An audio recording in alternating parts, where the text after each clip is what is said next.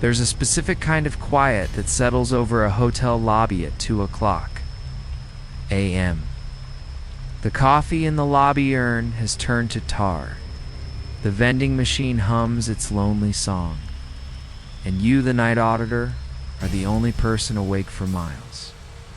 You learn the sounds of your hotel, the creak of the ice machine, the soft ding of the elevator that hasn't been called, the way the wind rattles the glass front door. Learn the rules too. Every remote hotel has them. They're not in the employee handbook. They're written on a sticky note taped under the desk, or whispered by the person you're replacing on your first night. Rules like, don't look directly at the mirror behind the front desk between 3 o'clock and 3:33 a.m. If the phone rings from room 309, let it ring. That room is empty. And if a guest checks in without a reservation and pays in cash with old bills, do not look at their face. Just give them the key and do not speak. Most night auditors laugh at first. Then, after a few weeks, they don't laugh anymore because they start to notice things.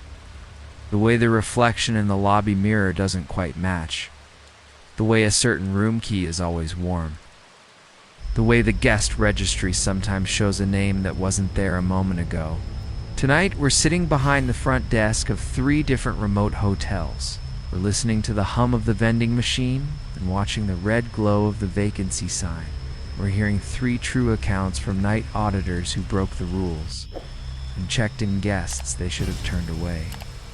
Turn down the lights, listen to the quiet, and whatever you do, don't look in the mirror. I'm your night auditor. Let's clock in. This first story comes from a woman named Tessa, who took a job as a night auditor at a historic mountain lodge in the Colorado Rockies. The lodge was called the Timberline Inn, a sprawling, rustic building from the 1920s with a massive stone fireplace, taxidermy animal heads on the walls, and a reputation among locals for being a little off. Tessa was a college student, home for the summer, and the job paid well enough to be worth the creepy vibes. Her training was minimal. The day manager, a tired woman named Sheila, walked her through the computer system, showed her the coffee station, and then handed her a laminated card. "These are the night rules," Sheila said. "Follow them. Don't ask why, just follow them." Tessa scanned the card. Rule number 1, do not rent room 309 under any circumstances. Rule number 2, if the phone rings from room 309, do not answer. Let it ring. Rule number 3, if you hear knocking from inside room 309 during your floor walk, do not investigate. Return to the front desk and wait 10 minutes. Tessa laughed nervously. "What's in room 309? She asked. Sheila just shook her head. "Nothing. That's the problem." The first few weeks were uneventful. Tessa settled into the rhythm of the night, check in the occasional late arrival, run the audit report at 2 a.m., do a floor walk at 3 a.m., and then read or study until the breakfast shift arrived at 6 a.m. She always avoided the 3rd floor hallway where room 309 was located. She told herself it was just because the rules said so, not because she was scared. Then came a night in late July. The lodge was fully booked, except for room 39, which the computer system simply wouldn't allow to be rented. Around 1:30 a.m., a man walked into the lobby. He was tall, thin, wearing an old-fashioned brown suit and a fedora hat pulled low over his face. He moved oddly stiffly, like his joints didn't quite work right. He approached the front desk and stood silently. Tessa looked up from her book and smiled. "Good evening. Checking in?" The man didn't speak. He slid a crisp, old-style $100 bill across the counter. Tessa's smile faltered. "Do you have a reservation?" The man shook his head slowly. Tessa glanced at the computer.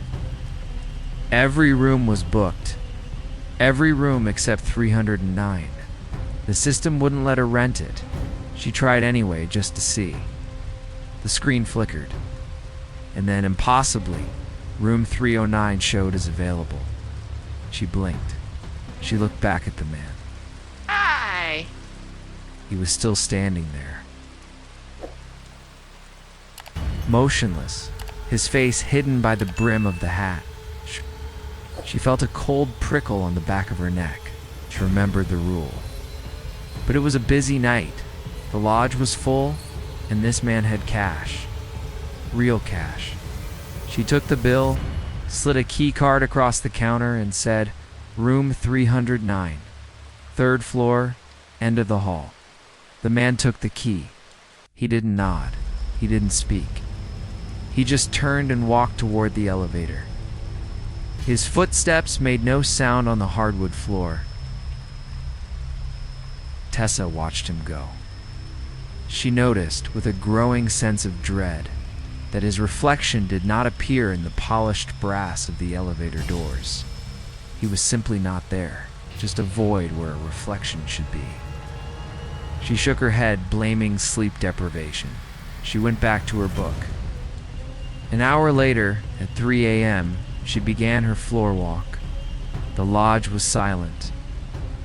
She walked the 2nd floor, then the 1st. Checking the emergency exits and the ice machines, she avoided the 3rd floor. As she was returning to the lobby, she heard it, a faint knocking, coming from above. From the 3rd floor, knock, knock. It was coming from the direction of room 309.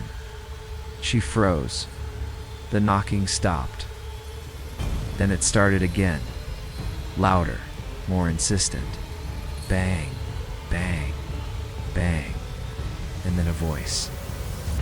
Muffled, but clear, man's voice, the same flat, emotionless tone from the lobby.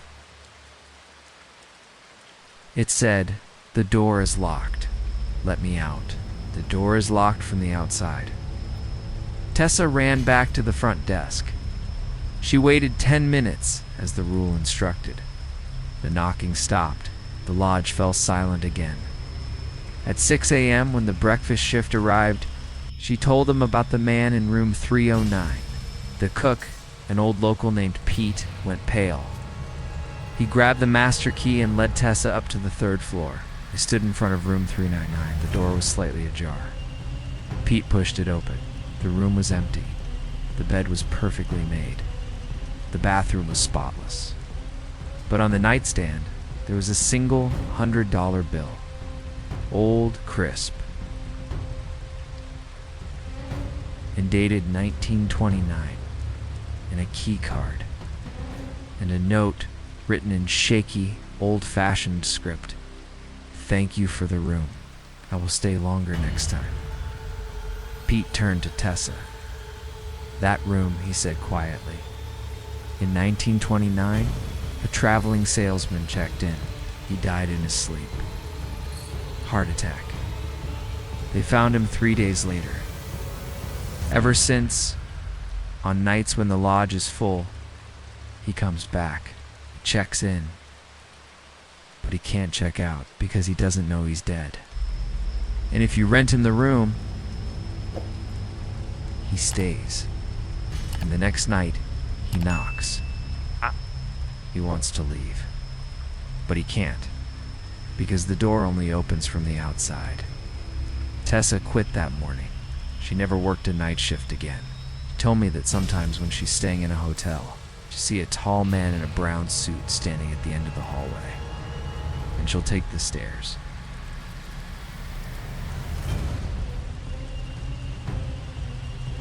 Our second story comes from a man named Javier, who worked the night audit at a small family-owned motel in the high desert of New Mexico. The motel was called the Cactus Rose, classic 1950s motor court with a row of pink doors, a cracked swimming pool, and a lobby decorated with faded Native American rugs, and a large antique mirror hanging behind the front desk. The mirror was beautiful ornate, gilded frame, beveled glass, and it was original to the motel. The owner, an old woman named Mrs. Herrera, had one firm rule for Javier.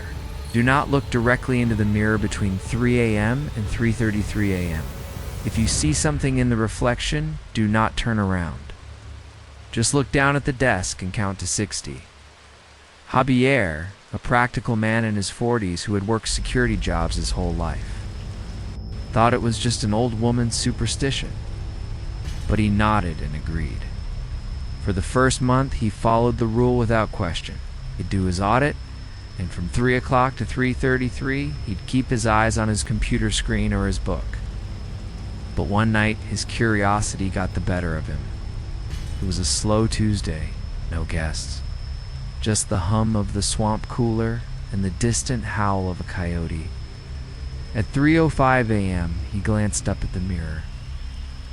At first, everything looked normal. The reflection showed the empty lobby behind him, the worn armchairs, the dusty silk plants, the glass front door looking out onto the dark parking lot. But then he noticed something. In the reflection, there was a woman sitting in one of the armchairs. She wasn't there in the real lobby. Javier could see the chair with his peripheral vision. It was empty. But in the mirror, a woman in a pale blue 1950s dress sat with her hands folded in her lap, staring directly at him. Her face was pale, her dark hair perfectly styled, and her eyes were completely black. No whites, no iris, just two pools of absolute darkness. Javier's breath caught. He couldn't look away. The woman in the mirror smiled. It was a slow, wide, unnatural smile that stretched too far. And then she raised her hand and beckoned him with one finger. Come here. Javier's body moved against his will. He felt himself standing up from the desk, walking around the counter toward the empty chair. The real chair, the one that was empty. He stopped just in front of it. The woman in the mirror was now standing directly behind his reflection, her face inches from the back of his head. Her black eyes were fixed on him. And then she spoke. Her voice was a low, dry whisper, like sand blowing across asphalt. You looked. You have to take my place. Javier felt a cold hand grip his shoulder. A real hand. He spun around. The lobby was empty. He looked back at the mirror. The woman was gone, but his own reflection was wrong. It was smiling. He wasn't smiling. His reflection was grinning that same wide, unnatural grin, and its eyes were starting to darken. Javier stumbled backward, knocking over a potted plant. He grabbed his car keys and ran out of the lobby. He sat in his truck in the parking lot, shaking until the sun came up. When Mrs. Herrera arrived for the morning shift, he told her what happened. She didn't look surprised. She just sighed and said, "The mirror belonged to a woman who owned this motel in the 1950s. She died in that chair right there in the lobby at 3:15 a.m. Heart attack. Ow! No one found her until morning. Her spirit is trapped in the mirror. Every night between 3 o'clock and 3:33, she looks for someone to take her place, someone to sit in the chair so she can leave. If you look at her, she sees you and she wants you to join her, to switch places, so she can finally walk out the front door." Javier quit that day. He moved to a different city. He works a day job now, in a warehouse, with no mirrors. He told me that sometimes, when he's shaving in the morning, he'll catch his reflection smiling when he isn't, and he'll close his eyes and count to 60, hoping that when he opens them, the smile is gone.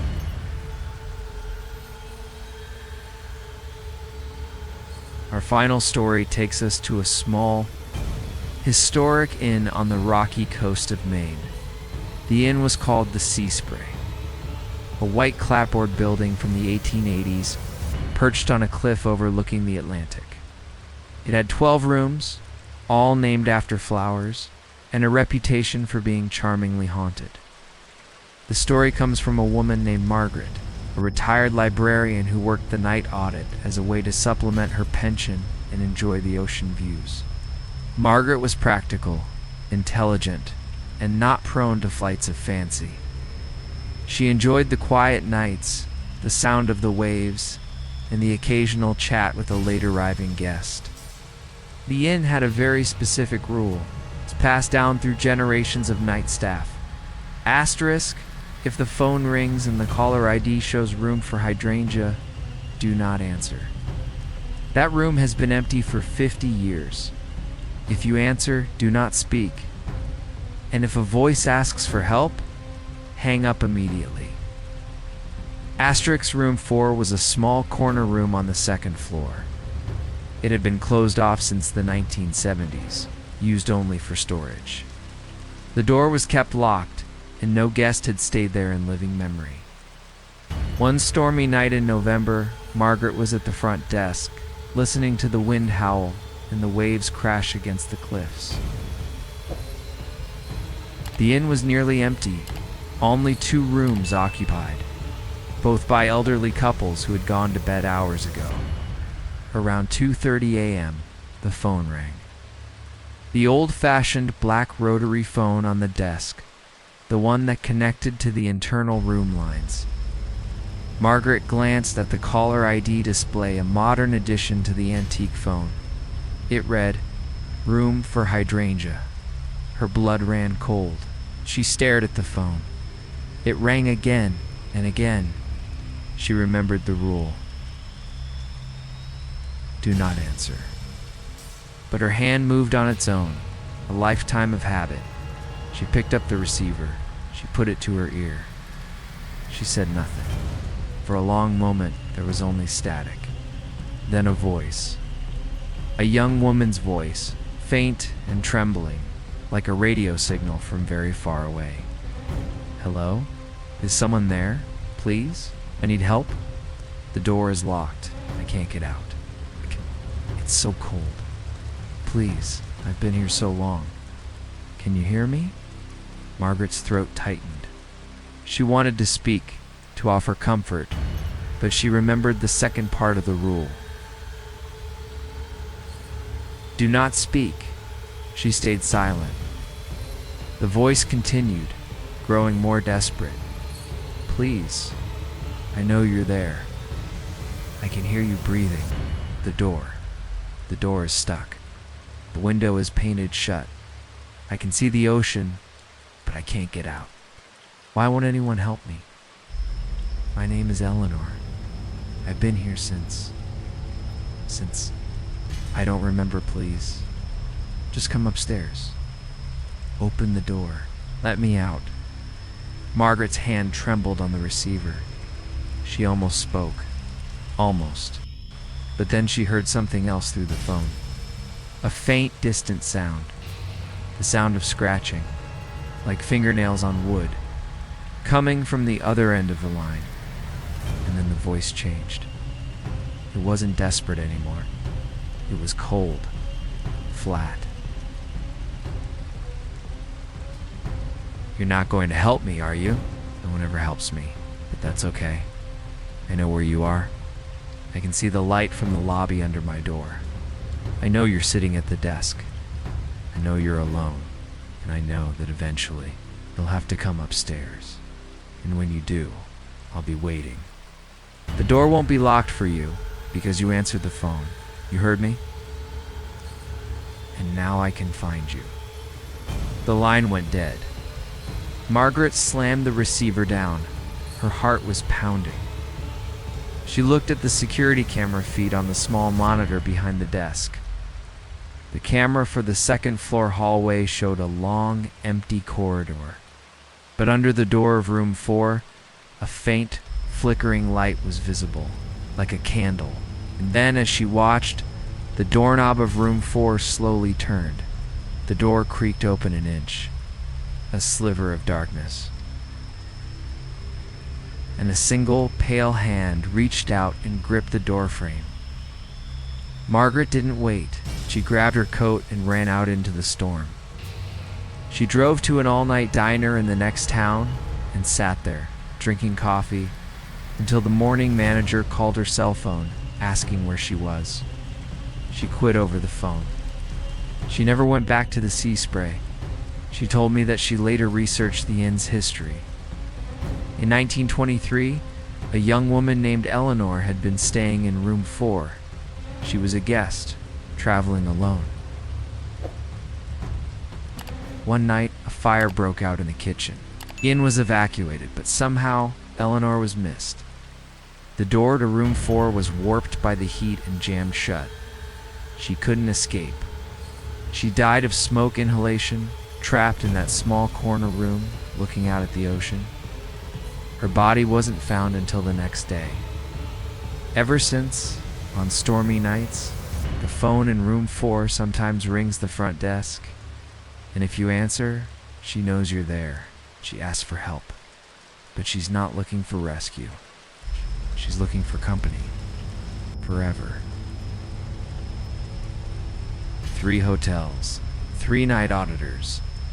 3 encounters with guests who weren't on the registry. Dessa at the Timberline Inn, who rented room 309 to a man in a brown suit and learned that some guests never check out. Javier at the Cactus Rose, who looked into a mirror and saw a woman waiting to switch places. And Margaret at the Sea Spray, who answered a call from an empty room and heard a voice that had been waiting for someone to listen since 1923. The night audit is a strange liminal job. You're the guardian of a sleeping building, the only person awake while the world dreams. You'll see the hotel in its true form, quiet, empty, and full of shadows. And sometimes you'll see the guests who never left. The ones who are still waiting for a key, a reflection, or a voice on the other end of the line. The next time you're staying in a remote hotel and you wake up at 3 a.m., listen carefully. Is that just the ice machine? Or is it a knock on a door that shouldn't be occupied? Is that just the wind? Or a voice calling from the empty room next door? And if the phone rings, maybe let it go to voicemail. If these stories gave you a reason to appreciate the morning shift, do me a favor. Hit that like button, subscribe if you're new, and ring the bell. We check into the dark corners of the world every week. Now, tell me in the comments, which of these 3 hotel encounters would make you walk out and never come back? And have you ever worked a night shift or stayed in a hotel where something unexplainable happened? I read every single one. The comment section on this channel is a guest registry of the strange and the terrifying. Until next time, keep your lobby light on. Keep the mirror covered. And if a guest checks in after midnight without a reservation, don't look at their face. Just give them the key. And hope they don't stay forever.